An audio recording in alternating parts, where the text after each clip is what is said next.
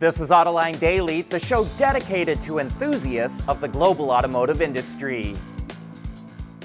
Do you remember that crazy axial flux motor from a company called YASA that only weighs 28 pounds but makes 750 kilowatts or just over 1,000 horsepower? If you do, you may also remember that Mercedes bought YASA in 2021, and now Mercedes is showing off the first prototype that will use axial flux, or what are also called pancake motors. This is the Mercedes-AMG GT 4-door coupe, a preview of a new high-performance EV that will be revealed next year, and a model that will feature 3 axial flux motors as well as direct battery cooling. The magnets and coils inside an axial flux motor are much closer together, and there's a much larger surface area for them to interact. That leads to impressive power density, like 1,000 plus horsepower.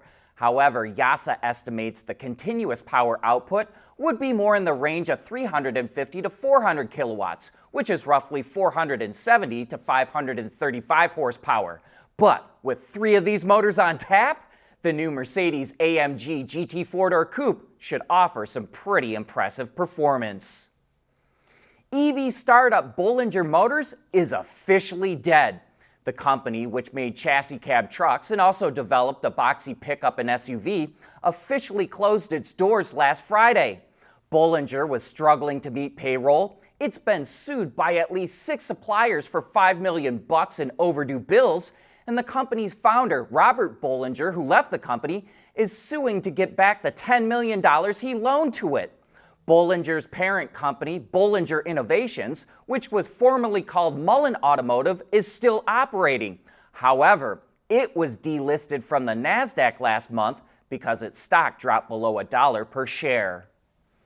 The Audi Q3 is getting a big price hike in the US.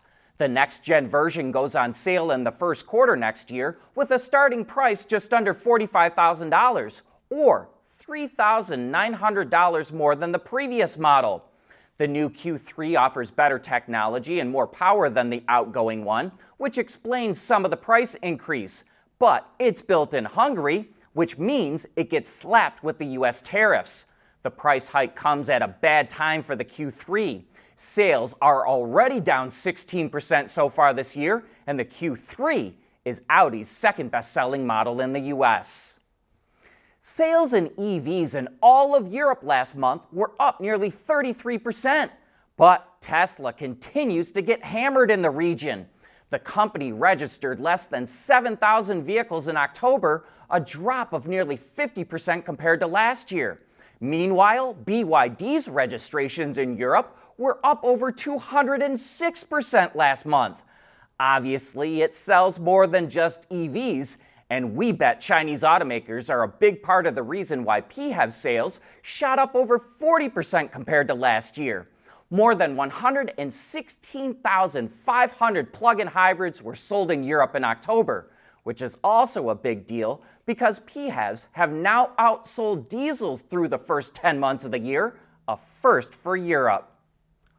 Republicans in the U.S. Congress are getting ready to attack safety standards on cars. They're blaming regulations for the high cost of cars. Affordability has become a political buzzword for both Republicans and Democrats, and each party is trying to claim the moral high ground.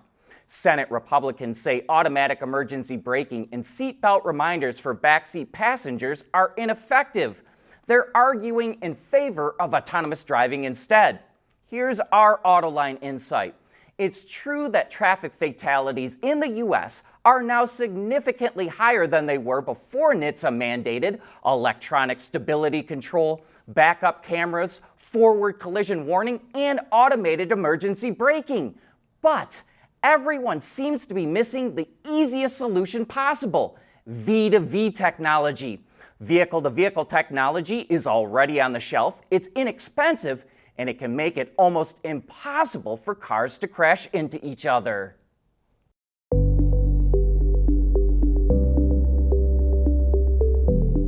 Developing today's vehicles, issues can happen in an instant.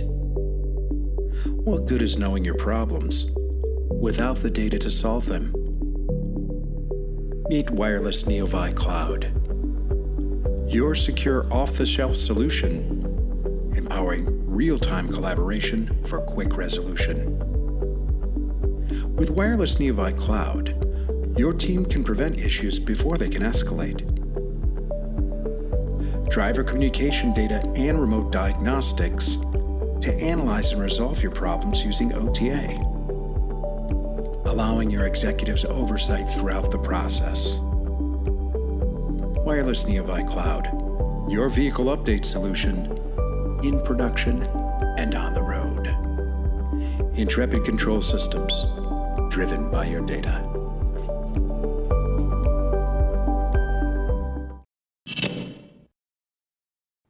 China's auto industry is formidable on so many levels, except for two glaring flaws.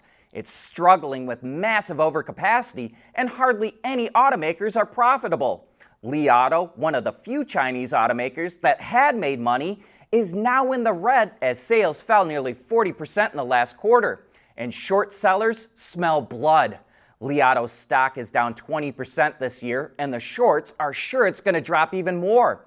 The number of shares being shorted is at an all-time high. Europe is another major market with too much manufacturing capacity, and it could get worse.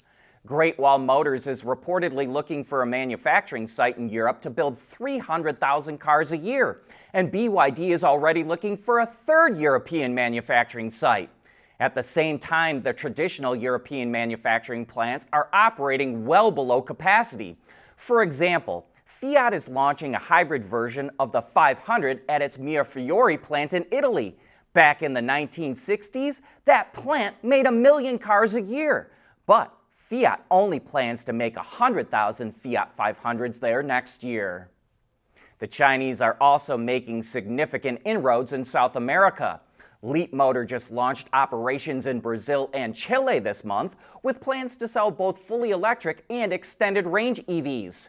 As part of its partnership with Stellantis, Leapmotor will use Stellantis' dealer network and after-sales system, which includes Fiat, Peugeot, Citroën, and Jeep. And BYD's plant in Brazil has now built 10,000 vehicles. It has the capacity to produce 150,000 vehicles a year and is currently making the Dolphin EV and plug-in hybrid versions of the Song Pro and King models. BYD plans to increase the plant's capacity to 600,000 units a year, which would make it the company's largest plant outside of China. Well, happy birthday to us! We just got a reminder from YouTube that the Autoline channel turned 18 today. That means if we were a kid, we'd be old enough to vote. And a reminder here that we're going to be off for the next 2 days to celebrate the Thanksgiving holiday. We hope all of you enjoy a great Thanksgiving, and we'll see you back here again on Monday.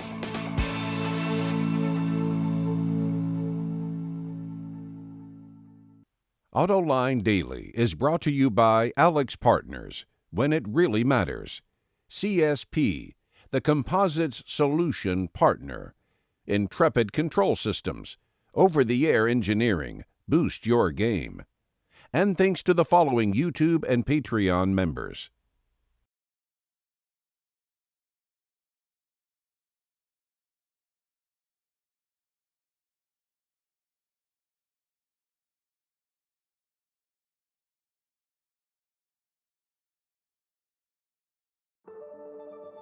At CSP, we work with OEM engineers across the country on their journeys to lighter, safer, and more eco-friendly vehicles. Learn more at thecsp.com. We act, we grow, we transform, we protect, we rescue. In moments that define the future, we are the partner you can trust. Alex Partners, when it really matters.